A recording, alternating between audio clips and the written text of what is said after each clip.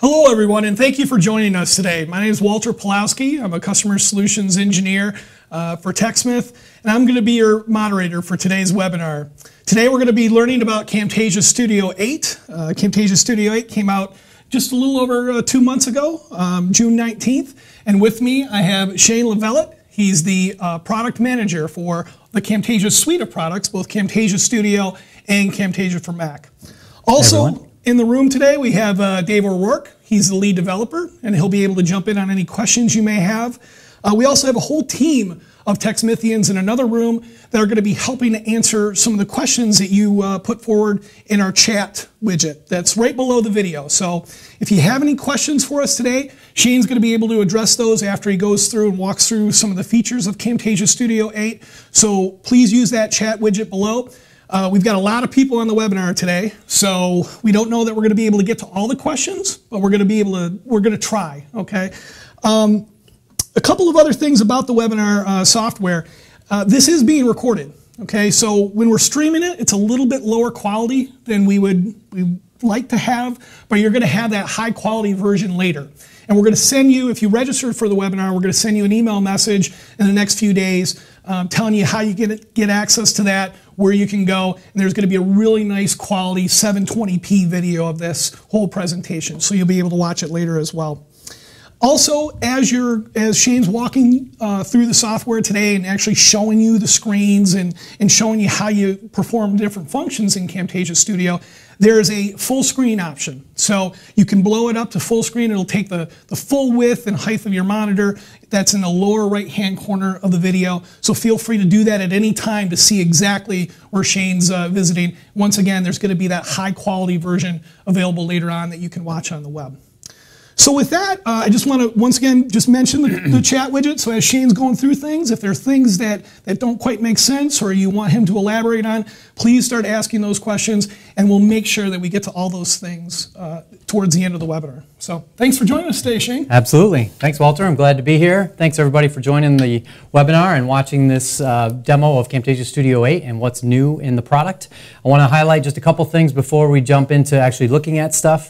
One, this is really a rebuilt product. So we really spent a lot of time going back to the drawing board and rethinking the engine underneath inside of Camtasia Studio to understand and really rebuild that so it's much more performant and that it meets the needs in the video landscape today. So we were seeing a lot of changes with that, and devices that people are trying to watch content on. There's all kinds of mobile devices and tablet devices and different operating systems, Android, iOS, as well as desktop, and the browsers have all changed as well.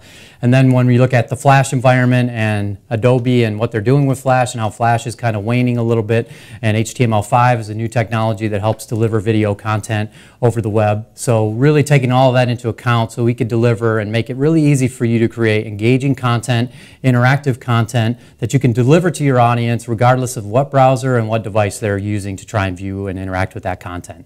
So that's really kind of the high level basis of what we are trying to accomplish with Camtasia Studio 8, as well as to help you make it easier to create more engaging content that your viewers want to watch, and then they get, sucked into viewing and staying with that content and receiving the message you're trying to communicate.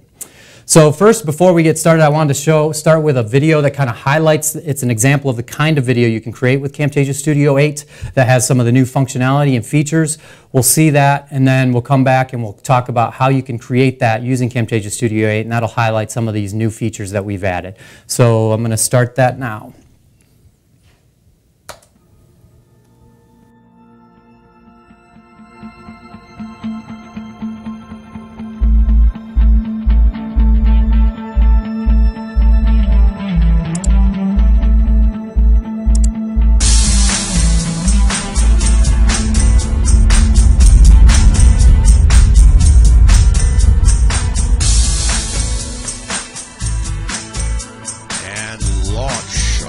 SpaceX Falcon 9 rocket.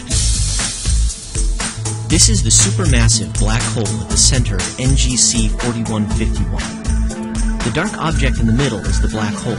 Surrounding it is a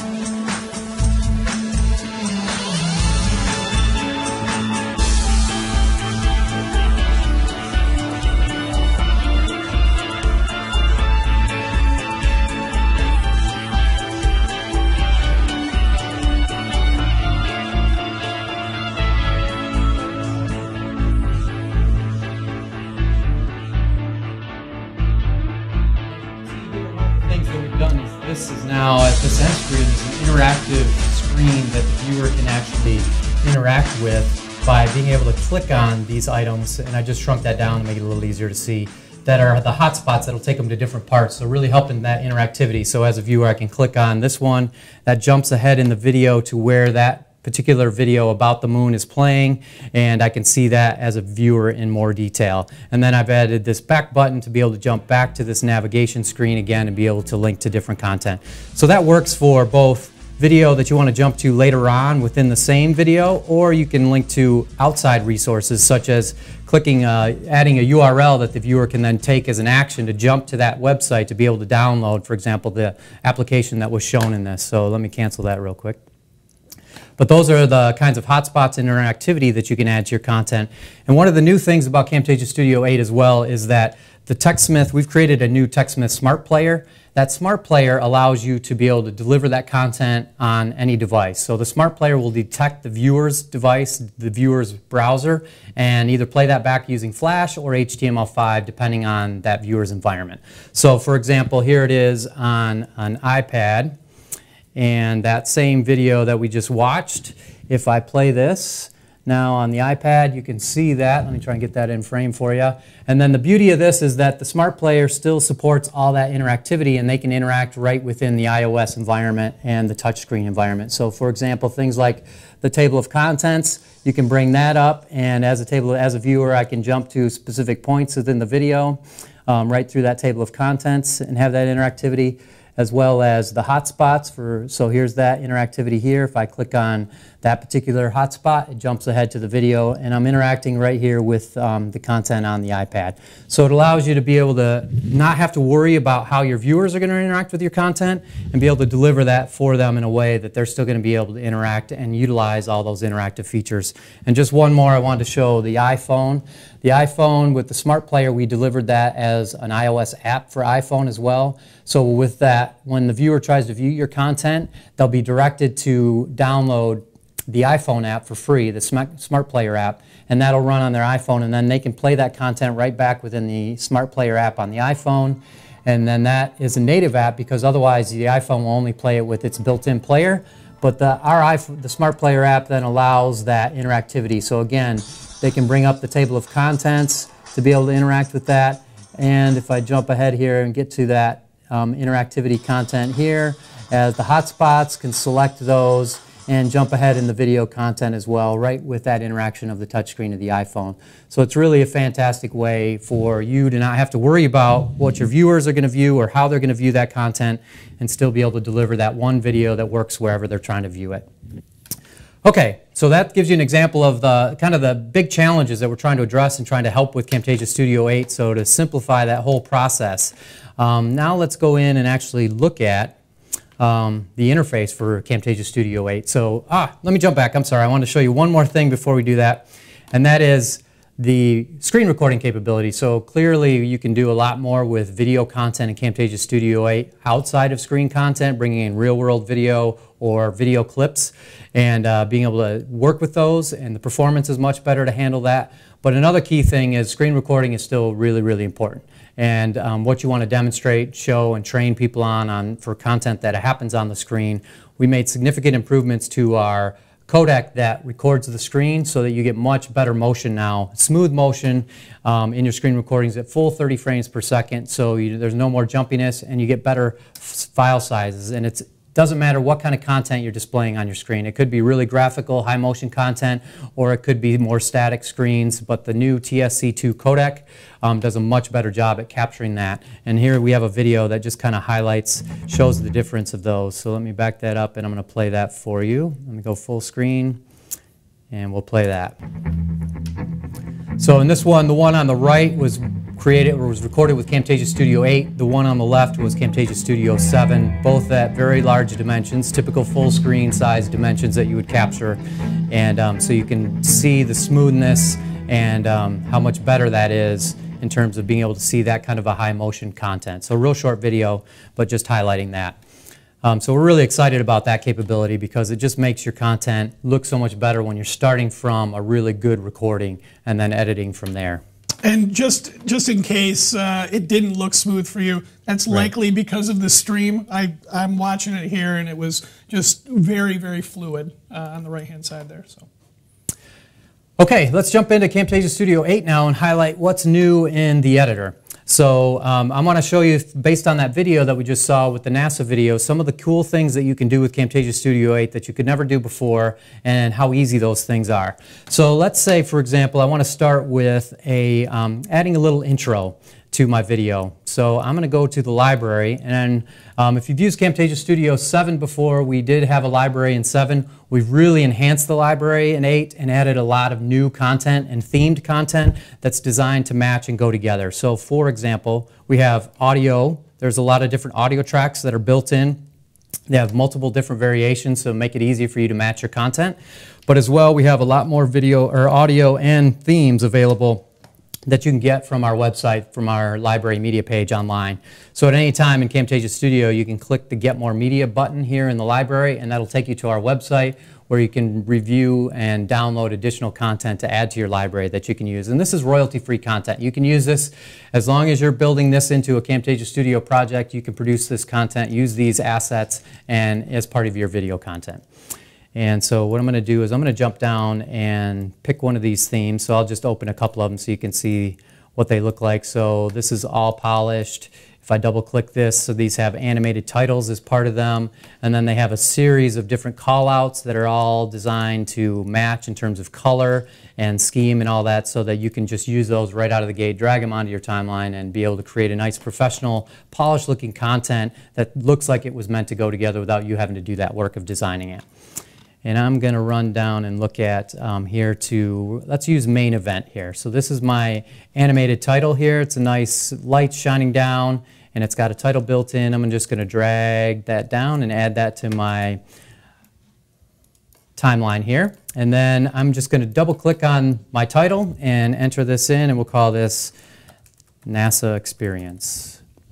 And again, I can edit this content here if I wanted to resize the text and add a shadow to that. If I wanted to add a little drop shadow, and it's already bold, but I could adjust the font size or change the font and that kind of thing right within this tab here as I've added that. So another thing that we've added is the ability you can just double click and interact with your content right in the canvas, which is what we call this area now, which is the former preview window. But that is, we're calling that a canvas now because it really allows you to do much more than you could before just previewing content. It allows you to actually interact with that content. Okay, so I've added now, I've got this nice main event theme here with that smoke, NASA Experience, my title, I've added that, it looks really good, and I've done that really fast. Now I want to add my content, and I'm going to shrink this down just so it's about, doesn't need to be too long to there, so I could trim that in. And now if I go back to my clip bin, I'm going to add my content here that I was working with. And so let's start with that screen recording, which is up here, and I'm going to add that to my timeline.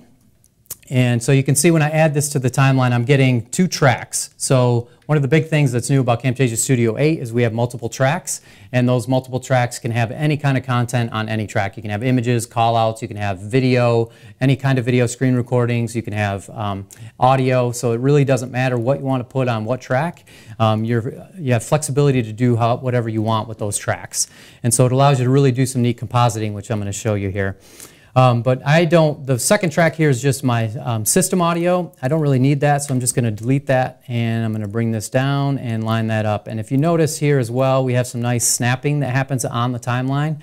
So when I slide this over and push it right up against there, I get this yellow snap line. If I left this up on my other track, slid that over and lined it up, I'd get that snap line there too, so I really know exactly that my content is lined up. So it really helps you work with that kind of content and get things lined up the way you want. And so now what I can do is I have my content here, and right within the canvas, like I talked about, you can resize and interact with any media that you have selected on your timeline.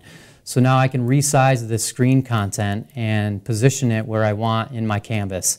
And again, we have nice snap guides built right into the canvas, kind of like PowerPoint. It allows you to just line up objects. If I need to get that centered, I want that centered right over there and centered this way. I can adjust it till those snap guides pop up, and then I know I'm lined up the way I need to be. And having used this for a couple of months now, I can just say that those snap lines have saved me countless hours, I think, over all my edits, to be able to just line those videos up, line one video up over another. It just saves you a ton of time being able to do that, so that's great. Fantastic. And so I'm going to add my additional content now as well to that. And so I've got, you know, this rocket launch video. I can just right-click in my media and add to timeline, and it adds it to a new track right on top of my other track. And again, I can interact with this content right on the timeline here. So I'm resizing it. You noticed it was taking up the full screen. So now I've resized it, so now you can see the content that's underneath, which is that screen video that I had created. The other thing I'm going to do is just trim this in a little bit, zoom in so I can see that a little better, and trim to where we start to get into where the rocket actually shows up in there, so about there, and I'll just grab the edge, trim it in, and then again I can slide it over. You can see those snap guides. I know I've got it lined up, and so I've got that. And I'm going to resize that down a little bit smaller. I'm going to position that up to the upper left. This is basically recreating that scene you saw in the video where you could make it an interactive kind of navigation, but those videos are all playing in that navigation piece as well. So I got to go a little bit smaller, put it up here in the upper left. Now I'm going to add the moon video. So I add that to my timeline here. And again, I'm going to just trim that into where the action really starts. Actually, I think this is my black hole video. So where that starts to show up right there. And again, I can just trim this in very easily and then slide it over, locks on, and I've got that positioned. And again, I can resize this right in the canvas and adjust this. Notice the snap guides again help me get that lined up. I'm going to put that one right in the middle, right there, and then I can resize to get it locked in here in terms of lined up with the other one as well. And finally, I'm going to add the moon video, which is this one here, add to timeline. And again, I'll just trim this one in, past the credits there, get into that kind of title right before that shows up. And I don't know if you noticed, but the performance, and it's hard to see this through the webinar because you guys are going to be delayed a little bit anyway, but the performance of the timeline and the preview and canvas area is significantly improved. So I now have 4 different video recordings basically on my timeline at the same time, and these I'm able to preview. I'm able to move my playhead and see that those update, and they update quickly so I know where I'm at and be able to see that preview and live preview basically. So it's a really significant improvement in terms of performance, and there's not a lot of lag there. So again, I'm going to resize this one and get that lined up here, position that, and let me make this one just a little bit bigger and get those, and you can see now all 3 of those are all lined up perfectly now. So I've got that all done. I've got all 3 videos lined up here. So if I played this through, you could see that all 3 of these are actually playing at the same time, all 4 of them actually, because this is screen video content. We've got a black hole video, moon video, and the rocket launch video here playing all simultaneously in my preview window in Canvas, so I can see that. So that's really how fast and easy it is to be able to composite things onto your timeline now and leverage those multiple tracks to be able to do some really interesting things and present your content in new and different ways. And you've got now a lot of elements on your timeline. Is there a way that you can organize those to know exactly which video was which? Like, could you label those so you know later that track 3 is actually the moon video? Yeah, absolutely. I could actually, you can rename tracks. So I could right click on a track and rename this, and maybe this is, I could name this the moon video, or maybe you've got a track like this track 4, I could rename that. Maybe I might put all my music on there. It could be music. That's not what I have on there. But if you like to organize your content that way, you could easily do that and organize it by track. It could be, you know, all my images are on that particular track. So you got a lot of flexibility in how you want to label and name your tracks, and you can do that on a project per project basis to rename those. So great. Absolutely. Just want to mention that we've had a lot of great questions coming in the chat.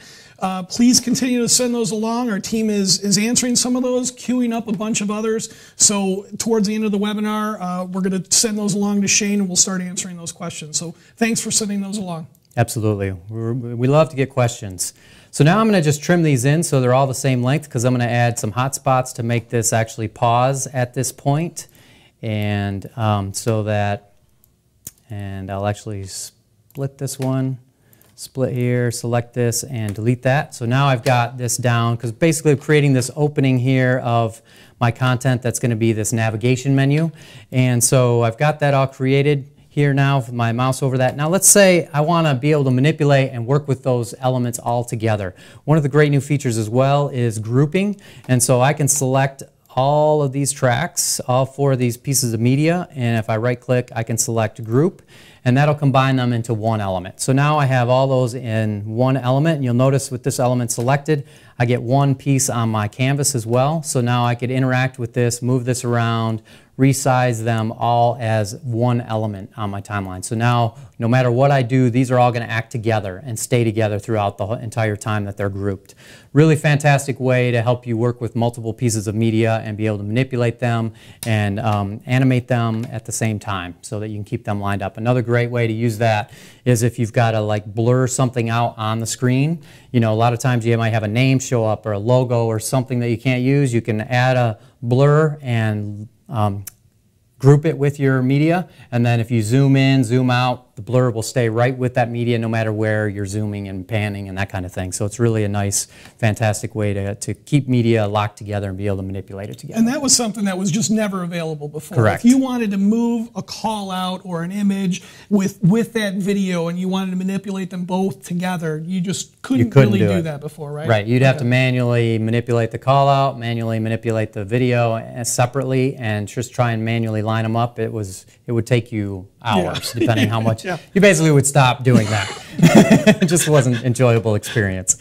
So now with that, I'm actually going to move this up because I want to have a background behind here. So you notice I've just got black behind here. And I had this really nice NASA experience opening here, you know, with that background. So I really want to keep that background going throughout my content. I'm just going to go back to my library and I'm going to add this background animation, which is really nice. Drag that down and add that to my track 1 underneath here, slide that over, and now you can see if I move over, I've got this nice background animation behind my clips. It really helps them pop out and stand out so that you can see those easier, and looks just really professional and polished that way. So if I play that now, you can kind of see that we got this nice smoke kind of animating in the background and helps these pop out. And actually what I want is really to help those pop out more. And so we've added a Visual Properties tab. This is new with Camtasia Studio 8. And so I can go to my Visual Properties tab and select my group here, and I want to apply things like drop shadow. And so I can do that by going in and selecting my individual elements here on my canvas, and I'm going to click on drop shadow, and immediately adds a drop shadow to all those. And I have some controls here like distance, so I can have it be really distant from the media and make it really look like it's standing out. You have control over direction of that drop shadow, so I can easily slide the direction of the drop shadow out how I want it. And then I can adjust the opacity of that shadow and the blur. So I'm going to make it a nice kind of soft shadow for those elements, but you can see how that really helps pop those out. They're not just flat against that background now. Another thing you can easily add is a border. So I could add border to these as well and say we want to give them a nice red border, and I can adjust the thickness of that. And again, actually I don't really like the red. Let's go more of a bright blue, matches better, and adjust the thickness of that. And if I select off of that, now you can really see that helps that content just pop out so much more, gives it a lot of depth, which is one of the issues with screen recording and building screencasts, is that everything is so flat. So that gives you the power to really help with the drop shadow, with the border to give it some more pop, help it stand out, and that really engages the viewer. And another thing you can do with that is actually you can adjust on any axis, any media. So let's say if I want to take, again, I'm going to select this piece of media on my canvas. Again, I can interact with them. I'm going to make it a little bit bigger, and again, reposition that, center it. And now I can adjust in my Visual Properties tab the rotation of that. So I want to actually rotate it along the y-axis here. So if I just hold down and click on this, I can go up and tilt it that way. I'm going to go the other way and bring that back, and I can actually tilt that media. So now it's actually tilting in towards these other three. And again, I can adjust the position of that if I want to. Just helps really create some more depth to your content. So it's not so flat, it's really easy to do, and then your viewers are more engaged and just like the look of it much better. So let's say now we've done all that. So that's how easy and fast it really is to add that kind of stuff to your content. I mean, it does not take a lot of time. You've got that direct manipulation interaction, much like you interacting with a PowerPoint slide, but you're actually working with video content. So we've made that really, really easy. The next thing I want to do is, let's say you want to animate that whole thing. So for example, I had that all in a group, and I want to animate. So one of the things that's new with Camtasia Studio 8 is the ability to animate anything. You can animate images, call-outs, you can animate video, you can animate groups. So now anything you can have on your timeline, you can animate over time and have that move and fly off the screen, fly on the screen, position, twirl. So let's do that. Let's have this whole thing kind of fly into all of these elements. So what I'm going to do is I'm going to actually start by the beginning of my group. I'm going to have these positioned off the screen, so I'm just going to slide the whole thing off to the left. So now you can't see it, and I just have my background there. And then I want to move into my group a little bit, and I'm going to add an animation. So at this point I want it to have flown in. I'm going to add this animation, and then again I just now reposition it where I wanted it. So I wanted it to come in, but I'm going to have it so that it actually rotates a couple times as it comes in, like that. And now when I play this, let me zoom in so you can see what happened here. When I zoom in on that group down here, you can see this little blue dot, and it's got a little bit of a tail on it. That is what our animations are. So when I clicked on Add Animation, it added that to this group of media, and now I can adjust that and position it anywhere I want. I can also lengthen how long it takes for that animation to happen by dragging the tail and just sliding it out. So it's really fast to be able to create those animations and add them and adjust how long you want it to take for that to happen. And now if I play through that animation, you'll see that kind of slide in, it's rotating, and it lands at the end of that animation. So just like that, you're able to create some really nice, cool effects with your content and multiple pieces of content all at the same time and have that animate in. If you noticed in the video, what we did is we then had them come full screen. So for example, at any point here, maybe right at this point, I want to have this rocket video come full screen. So here I am on my rocket video. I've got it selected, just double clicked it in the canvas. I can add an animation. It adds it just to that one and not the whole group. And again, now I'm going to just reposition this where I want it to be. I'm going to make it full screen. So I'll lock it up here in the upper left and come down here and slide it down. And I'm going to rotate that a couple times as well and get that locked in. Oops, if I could move my mouse. There we go. And then I've got these here as well. So I'm going to select both of these because these are on top of my other one, and I want those just to hide. So I'm going to add animations to those as well. And again, you can do things like scale. I'm going to have those just slide out and disappear. So now if I play through this, you can see how that will look when we start out. Those ones slide away, and this one comes full screen as the rocket video. So again, super fast, super easy ways to kind of animate your content, make it come full screen, really add some motion to it, which again engages the viewer in that content. Really powerful as well. I mean, if you wanted to start small and have your video blow out and just take up the whole screen, if you wanted to fade it, it seems like there's just a lot of control that you can do with this animation pane that just wasn't possible before. You just couldn't do these things before. Exactly, exactly. Yep, that's really the power and the ease of doing that kind of thing. Really to take your creativity to the next level, works with you, grows with you as you get better at creating your content.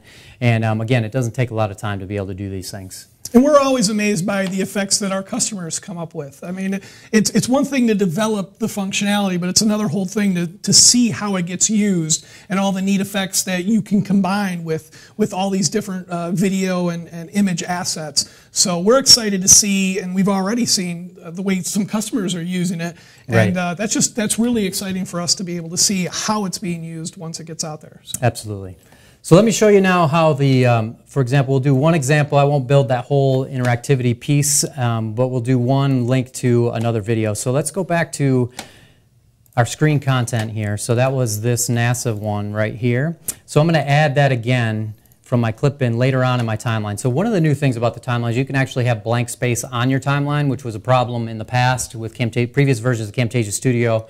If you ever wanted to have any blank space on your timeline, you could never do that. So now you can move, you can position, you can move objects around on the timeline however you want, put them wherever you want, and have blank space and gaps between them. That's not a problem anymore.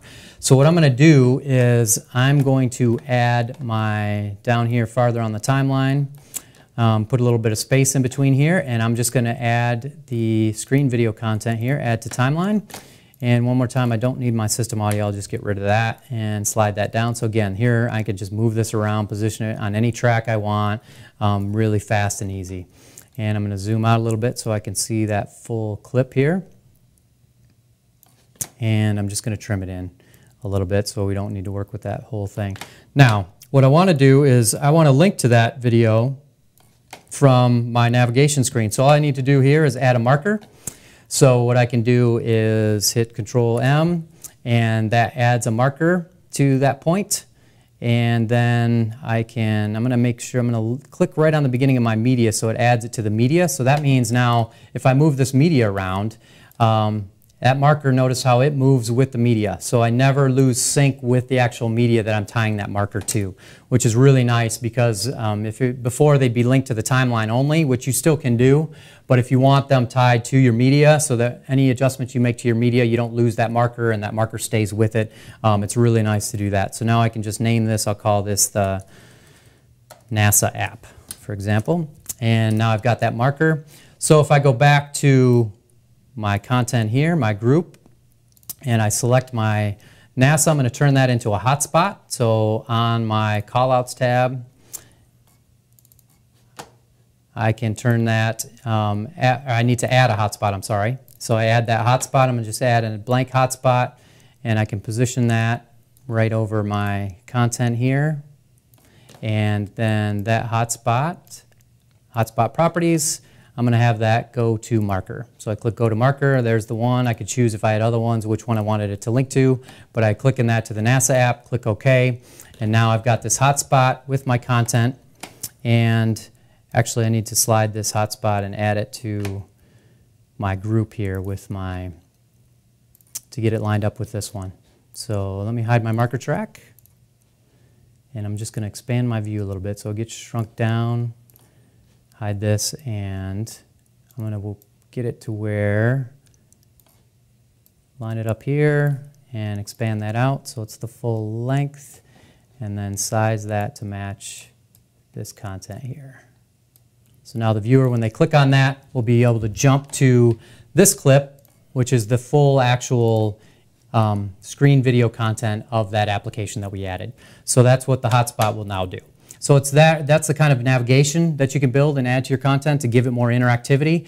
You can also do the same thing with table of contents. If you do add markers throughout your content, there's a table of contents that we add as part of the Smart Player, and they can interact with that. And you saw that'll show up as a list right on the video content that they open, so the viewer can jump to different parts. For example, if you're doing PowerPoint, you bring in your PowerPoint, and we create markers based on that, and then you can create a table of contents of all your different slides that are in that PowerPoint, so the viewer can just go through a list and jump down to those different, whatever part of that PowerPoint they wanted to get to specifically. Okay. But you can do the same thing here with making your video content much more engaging and interactive right within the video content itself.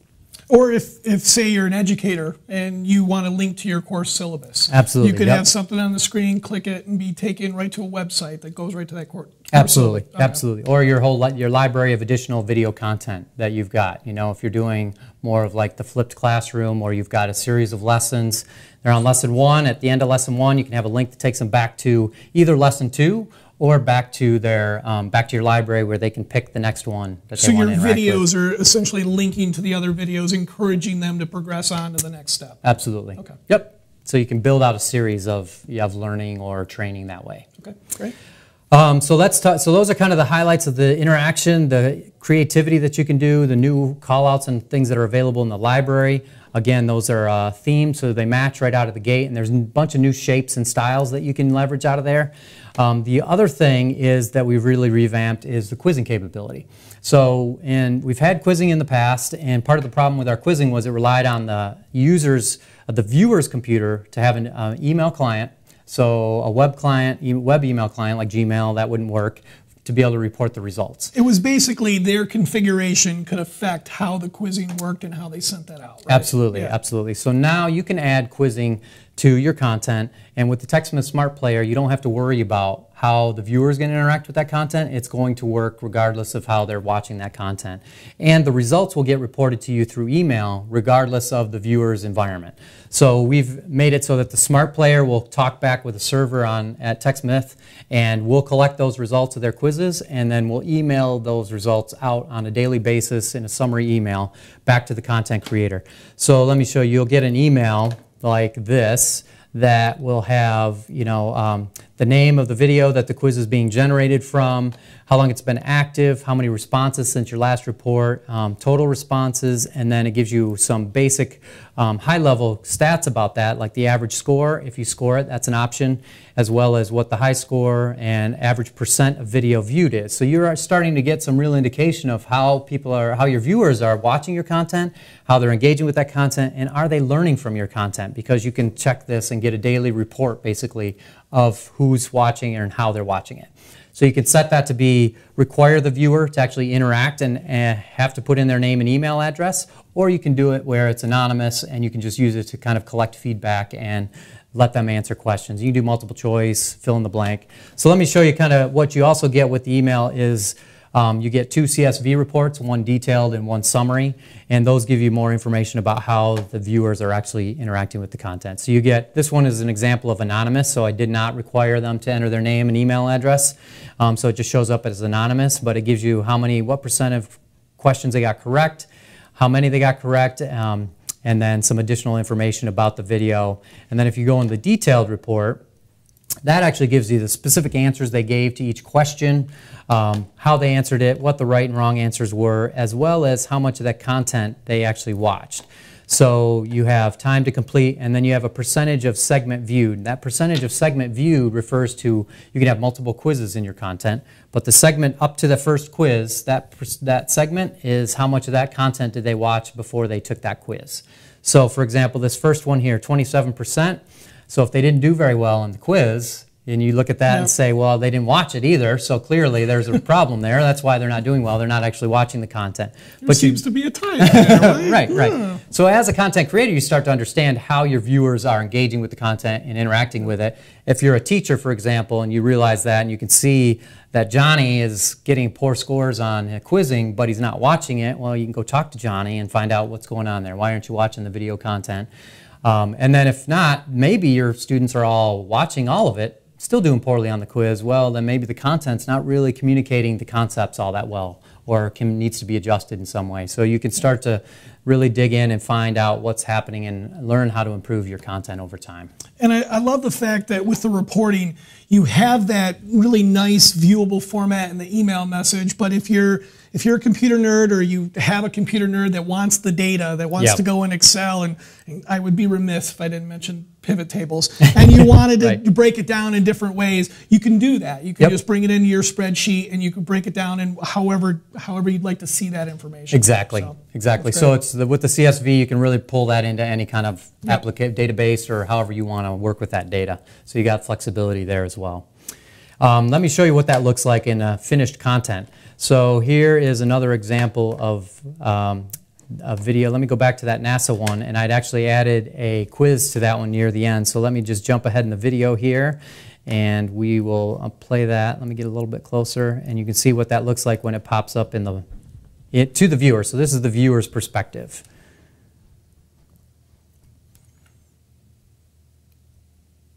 So you can again, you can have as many as you want to a particular video, but this will pop up. So again, the great thing about it is they're taking the quiz right in the context of the video as well. They don't have to go out to another site, or you don't have to link them somewhere else. They can take it right within the context of the video. So I can take that quiz, and then here's an example of a multiple choice question based on the content, and I'm just going to randomly guess here.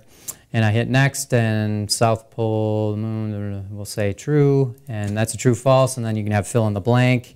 Is this what you want the students to do? Just randomly guess? Maybe this. Let's just shoot for that. We'll try that, and then they submit their answers, and at that point the answers have been submitted. They can't change them, they can't go back and do it over. They can, if they wanted to, a student could retake the quiz, but you as a content creator will see that because there'll be multiple entries in your reporting for that particular student. So you know if they took it multiple times.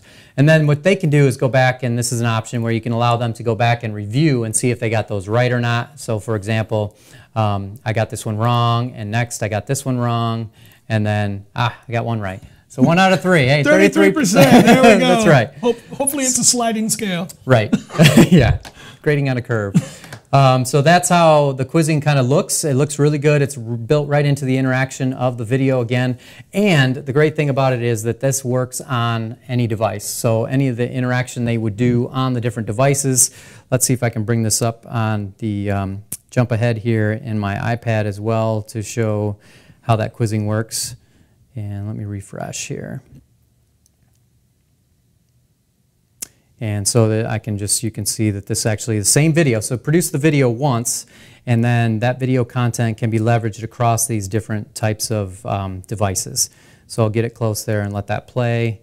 And there we go. So the quiz popped up. I'm trying to hold that so you guys can see it. Quiz popped up. Take the quiz now, right within the content of the video. And I know the answers now so I can get them right. So hit next. And again, this is just touch interaction. That's false. Next. And even they could type into the fill in the blank boxes and then submit, and those are done, and then view those answers again right on the iPad. And this works again on the iPhone as well with the TechSmith Smart Player app. So it's really fantastic because you don't have to, again, worry about it. And the great thing about our integration with screencast.com is that now all of this functionality works on screencast.com. So the simplest, easiest approach is share to screencast.com. You get a link, you get embed code, you can embed that anywhere you want, and all of this interactivity just works. So you don't have to worry about anything but just share to screencast.com. I think one of the great things about Camtasia Studio 8 that you and your team have accomplished is you've been talking about HTML5 and and Flash and the fact that you needed the mail client to send the data out before. Now you don't have to worry about any of that stuff, right? It's just we've kind of taken away those technological concerns, and it just works. Exactly, It's exactly. You don't have to. We'll worry about all that stuff in the background and make sure that just works for you. That stuff that Dave has to concern himself Dave, with, and nerds he's like, oh yeah, me. they talk like it's no big deal. Yeah, piece of cake. Yeah, it's magic. It takes a lot of work, but that's not what our users want to have to worry about. Exactly. You play it on an iPad, you play it on your mobile device, you play it on your computer. It's fine. It works. And the interactivity is the big thing, right? You don't have to sacrifice now. Oh, before if I wanted to do it, it had to be Flash only, and then however your viewer was going to view it supported Flash, which even on a desktop browser, some of those didn't support that. So you'd be, it was hit or miss whether or not your viewer could actually engage with the content the way you wanted them to. So now all that's solved because the interactivity works. They can take the quizzes, they can use the hotspots, they can engage with that video content, see the table of content, or see the table of contents. And so it's a much richer experience for the viewer and on whatever device they want to view that content on. So it's really nice. So those are kind of the biggest highlights. I think I'm trying to think if I missed anything. Well, let me just echo while you're looking at that, that we've been taking questions all along. We're going to get to those just momentarily here. So if you've got any other questions, please send those along, and we're going to start peppering you with questions here in just a moment. I wanted to mention one other thing real quick is that we also revamped transitions. So transitions actually work much better now. So if I go back, I'm going to here, and I've got this video clip, and I'm just going to split this and slide this out of the way, and I'm going to add my rocket launch video here, add to timeline, and then I'm just going to split this as well here, and I'll delete this section, and I'm going to slide this down. So I've got two medias here, this one and then my rocket launch one here, and let me just tweak that so it's a little bit easier to see. I'm going to slide that over. Actually, let me go a little farther so we can see the actual action. And now if I want to add a transition to that, before what would happen with a transition is that we'd freeze the last frame of the previous clip, do a transition so it's frozen, and then to a frozen frame of the new clip, and then once the transition was done, it'd continue to play. So it would also insert space in your timeline and change the duration of your video. Now transitions just are you add them right onto your content, and they don't stop the video at all. So you got full motion video, it'll play right through that all the way through. And we've added some really nice new transitions as well that are really interesting. So for example, if I add this circle stretch, I just drag it and drop it right on these points in between. And now I'm going to play through this, and you can see how that looks. Really nice transition, but the video continues to play through that. It looks much more professional and much more polished. And again, very easy to add those then to your media. No more storyboard view. No more storyboard view. Nope. Nope. Yeah. So you can apply transitions to individual media as well. So you can apply transitions now to call-outs. You can apply them to anything you want. And images, videos. So it doesn't have to be before. It was only whatever was on your main video track you could apply the transition to.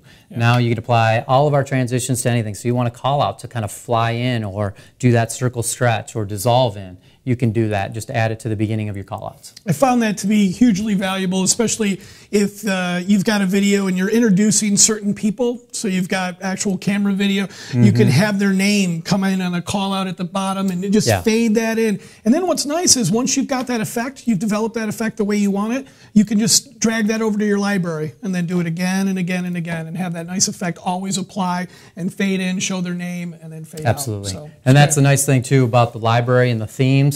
All the themes have lower third graphics built to go with that theme. So for example, here is one from that I used for the background, that main event. And this is a nice lower third that matches. Here's another option, and here's another option. So we've got some really nice pre-built ones that you can just drag and drop on the timeline, type in your title and name of the whoever you're trying to use that with, and it looks professional, looks like you've spent a lot of time on it, and it only took you a few seconds. Absolutely. That's great. All right, and then the one other thing to mention is closed captioning. We do support that in the Smart Player as well. So anywhere where you play your video back and you've added caption to it on Screencast or the Smart Player, you can host the Smart Player yourself as well. So if you've got your own website and you want to put that content on your own site, you can do that. And again, we talked about you can embed that content as well. For example, I have one here that's embedded into a Google site. And so you can take that embed code and be able to embed that right within a Google site as well. So it gives you a lot of flexibility to be able to put that almost anywhere. And when you say embed, for the people that aren't familiar with that, it's essentially just kind of making the video look like it's part of your existing website or your learning management system or wherever you host your content, even though the video may actually be stored somewhere else like Screencast, right? Correct. Okay. Yep, absolutely. So if you go to screencast.com, you get both a URL that you can share to take people to that video, but you also get embed code. And that code is you can put into a lot of other sites. They will accept embed code, and then that embeds that image, the player, with the video right within that site, so that it looks like it's part of that site. And they don't have to leave. They don't have to. But they don't. Yeah, they don't have to go to Screencast and then come back to your website. Exactly. Makes it a lot easier. Exactly. Okay. Great. So maybe we should get to some questions. Yeah, let's do that. Let's do that. Start off. Okay, one of the most popular, or a common question, is this all available in the Mac version as well? So we're looking at Camtasia Studio 8 for Windows. Correct. Are all these things also available on the Mac side? The answer is no. Not everything is available on the Mac side. Some things are. Like the Mac side does have multiple tracks. It does have the ability to animate any object that's in there. The Mac side, a couple of key things that are not on the Mac side currently are the library. So the library and all the assets that we have as part of the library is not available on the Mac currently. And the grouping functionality, for example, and the quizzing currently are not available on the Mac side at this point. Okay. So we are working towards trying to bring those closer together and get the functionality between the two platforms. Part of the problem is we started the Windows version 10 years ago, more than 10 years ago. We've been developing for a long time, and then came out with the Mac a few years ago, and so it takes a little time to catch up with all that functionality and features that we had already on the Windows side. And even some of the nomenclature, some of the naming schemes that you use on the Mac side, you mentioned that you changed it, it's called a canvas now. Correct. Right? I mean, that was something that came over really from Camtasia for Mac. Absolutely. Yeah, so we're pulling from both platforms, trying to share the best of both worlds between them. For example, the canvas, that direct manipulation interaction right on the canvas, fast way to position your media. That was we had on the Mac side first. multiple tracks on the timeline. So we learned a great deal from that, doing it on the Mac platform, because we were able to kind of start fresh when we developed the Mac. Yep. And learn from that, and now we're trying to transfer the best of that over to the Windows side and vice versa. Absolutely. Tying in with that, we've got a user, Susan. Her organization really needs green screen recording, and they know that it's already available on the Mac side. When may it be added? Is it going to be added to the PC side, and if so, when? The plan is that, yes, it will be added to the PC side. We're still working out exactly when we can get that done, and so I don't have a good answer for when it'll be available, but we definitely recognize that it's a very important functionality, that people are really wanting that, and so we're looking at how we can get that implemented on the Windows side. Okay. Jeff mentions, he's asking about an old feature. It's one of his favorites, also one of mine, especially for making fun of coworkers. Animated GIFs. What about animated GIFs? Are those supported? Yes, animated, like in terms of you can still produce your content out to an animated GIF file. Great. Yep, so that's so if still you're supported. a Reddit user, Jeff, and you want to make that funny animated GIF of the monkey, that's right. You got it. You can still do that. Great. We've got Sal asking, how can he get the results of the quiz? Can he store it on a website or someplace specific? Well, right now it's really email reporting is the only option we offer. So let me just show you. I'll add a quick quiz here. So if I go to my quizzing tab, and I will add quiz, and then I'll just put in a random question here and some default text. That's my quiz name and multiple choice, and then some random text for a question, and I'll just put in some random answers real quick, and then so I have a quiz. So now when I go to my production wizard, so here's in the quiz options you get, let me shrink this down so we have a little bit better view here.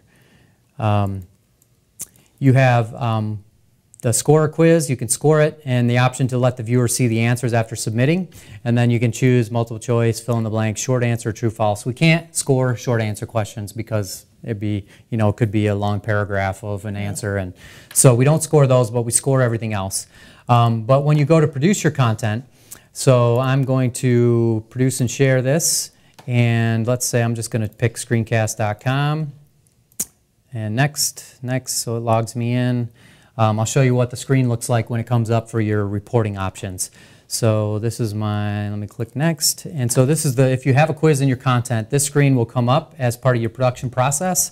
So you can select not to report the results at all for the quiz, or if you want to report the results, you put in an email address, and then all the results will get emailed to that email address. So that's really the only way we have right now. Again, that email will include two CSV reports. One is a summary and one's a detailed.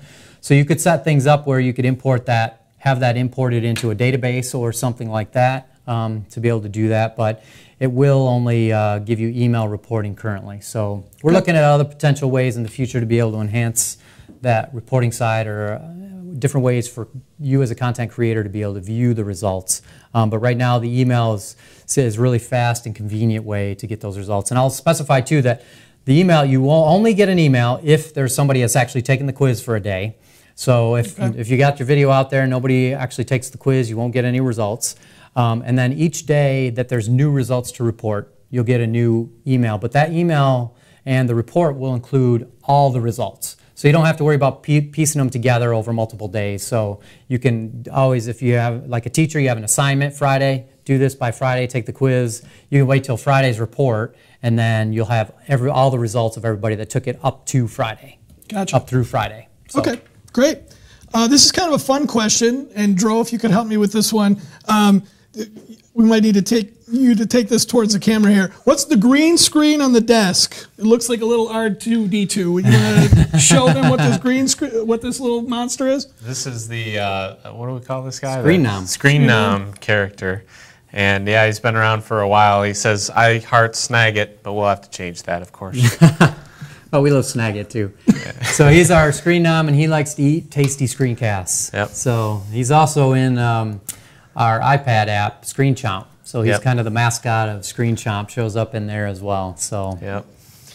We have a question about, is there a way to change the opacity of a call out like an arrow? Absolutely.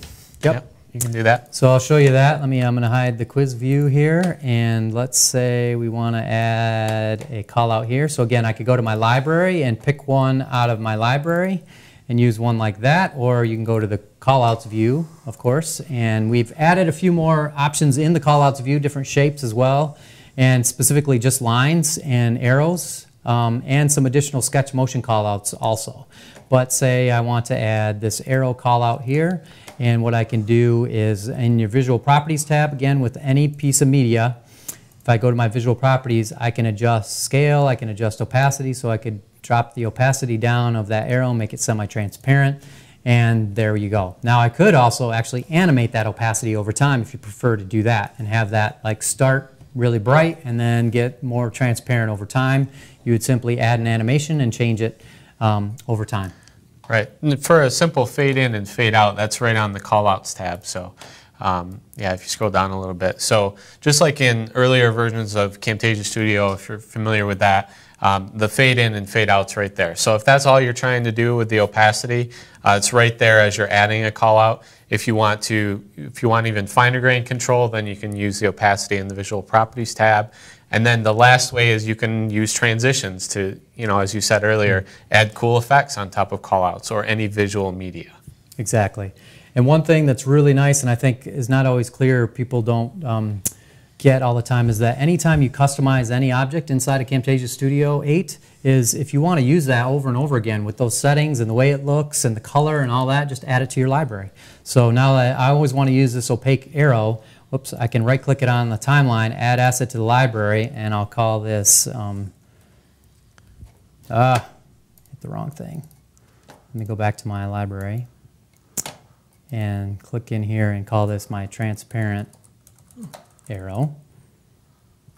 And now I can just reuse this. Anything in your library is there across all projects. So now any project I do, I can jump to the library and just click and drag that down, and now I can add that transparent arrow to any project I want to work with in the future without having to recreate it every time. Yeah, and this just saves you just a ton of time. Oh, yeah. You do it once, you make it look great once, and then you can just reuse that again and again. Absolutely, right? absolutely. Okay.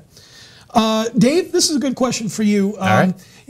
Shane kind of alluded to it in the differences in the recording quality and what we've done with the TSC2, but can you comment on screen recording fidelity in CS8 compared to CS7? Sure, sure. Yeah, well, one of the things we've done with CS8, as you mentioned, we changed the codec, the default codec. And what that really gets you is, with CS8, it doesn't matter what type of content is on the screen. With CS7, if you had very rich content, the file size would blow up, and in some cases, the screen capture frame rate would drop down, so it would look kind of choppy in your recording. That's no longer a problem with CS8. The TSC2 codec is going to give you smooth screen capture. We upped the frame rate to 30 frames per second by default in CS8. So what that means is you're going to start with great quality footage, and that's going to come into your editor and give you a great quality result. Great. And the quality, I think the quality of that video itself, like the sharpness and all that, is still going to be really, really high. And you can see that in the video. I just got it freeze framed right here, but on the right and left are the two, Camtasia Studio 7 with TSCC and Camtasia Studio 8 with TSC2. And I think you'd be very, very hard pressed to be able to tell any kind of difference between the quality of those two. Mm-hmm. Yep. So Shane, how does Camtasia Studio 8 compare to Adobe Premiere? Well, we believe Camtasia Studio 8 is much easier to use. It's really designed not to be overly complex. You get a lot more power, but we've really focused a lot on how can we really make it easy to still work with that power and to be able to add that power to your content. So in terms of, we're really still focused. Camtasia Studio is really focused on helping you create informational type videos. You need to communicate, train, educate with your audience, demo products and all that kind of thing. So we're really focused on that, but bringing in some of the key aspects of what you'd see and that's really engaging from watching really entertaining kind of content, and being able to easily kind of add that, some of the animation, the motion, the depth of field, being able to create that in your content easily and having some of that animated background so it's not just flat.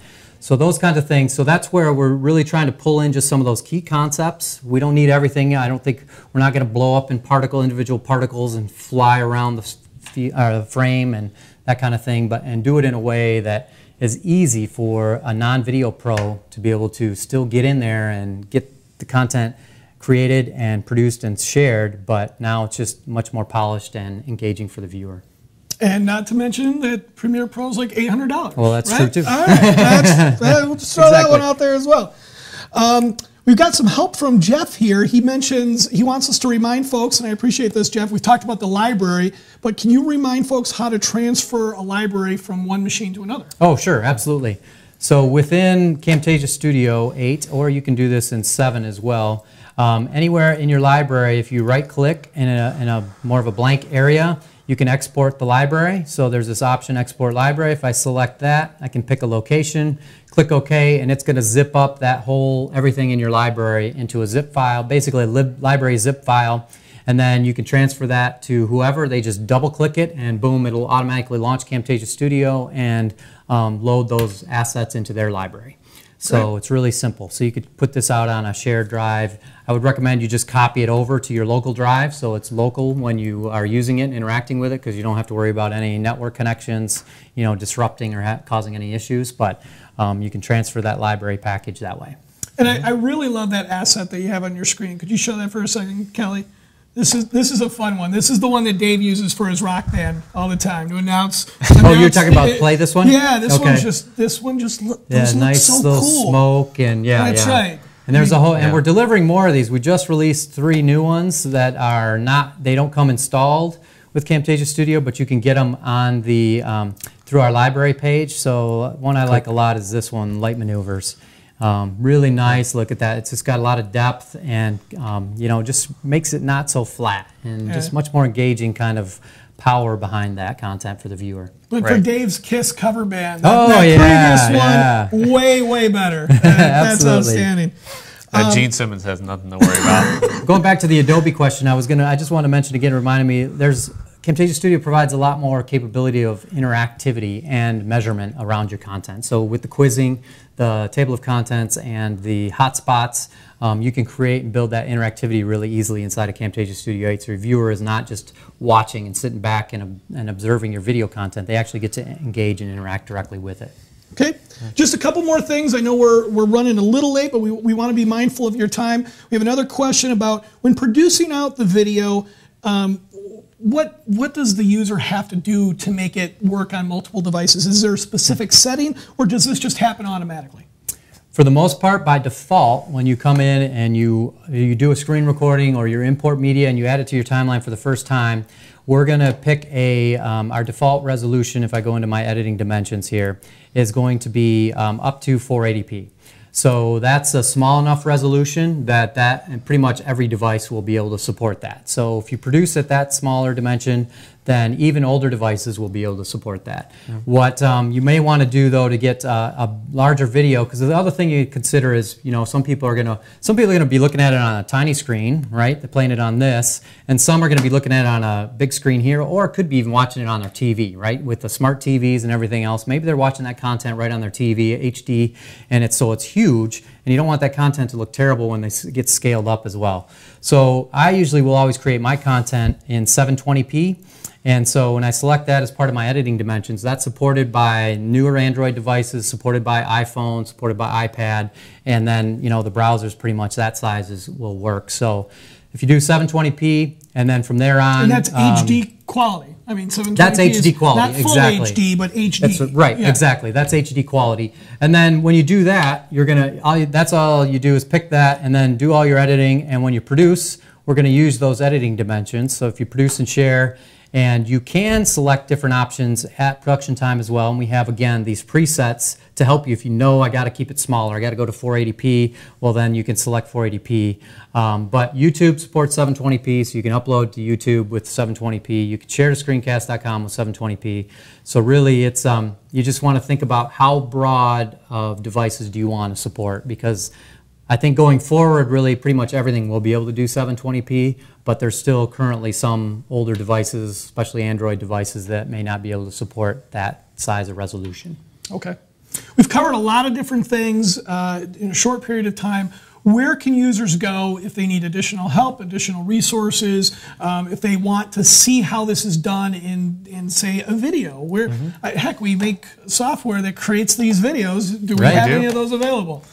We do. We have a lot on our techsmith.com site. So our webpage, techsmith.com, there's you can learn more about the product and what's new, and there's lots of video content there. You can also go and see how it's used by others and case studies and that kind of thing. And then if you want to learn specifically, you can go into into our support page, and we have a whole lot of tutorials available right here for Camtasia Studio 8. And when you get to the tutorials page, here you can select, and we actually have a whole series that you can go through, and it really walks you through step by step learning the product. It's a great way to get started with it, and they're numbered. You can go 1, 2, 3, and it teaches you all the important information you really need to know to be successful, and you really come out and you'll be a whiz with Camtasia Studio. And it's a 10-part series. It even gives you an example project that you can work with, so you can follow along, use that project, and be able to really learn the product. And those are all free. Exactly, you can access those whenever you want. Our tech support is free. You can, if you have any problems, if you run into something I really I can't figure this out, call our tech support team. They'd be happy to help you out. If they've got suggestions, if they've got feedback, what's the best way to get that to you? Best way to do that is our Get Satisfaction site, which is I believe it's just called feedback.techsmith.com. Let me go. I think it's under here, right? Questions and feedback. So you can click on that and feedback.techsmith.com. But here you can search topics, so you can really start to connect with other users as well and be able to help answer questions from other users and ask your questions. And you can do ask a question, share an idea, report a problem, or give praise. And then it'll search for you as well, so it'll pull up what other people may have already asked or suggested or answered around that thing, so you can get your answers quickly as well as enter your own. All right. Well, I think we've gone over already, but we had a lot of stuff to cover. Absolutely. And we just want to thank everybody for tuning in today. Of course, I want to thank you, Shane. Thank you, Dro. Also, all the people that helped out on this, our videographer, Kelly Rush, everybody that's been answering questions in our chat room over there. That's Kate Cansfield, Sarah Welsh, Dan Foster, and Randy Schott. I want to thank them a great deal. And thank you guys all for attending. Once again, this will be available later. We'll send you, if you did register for the event, we'll send you an email message. We'll have a link to the video. You'll get to see it in its 720p glory. And we welcome your feedback. Please give us your feedback, not only on the product, but on where you'd like to see the product go in the future. Absolutely. So, thank you very much for tuning in. Thanks, everybody. Bye.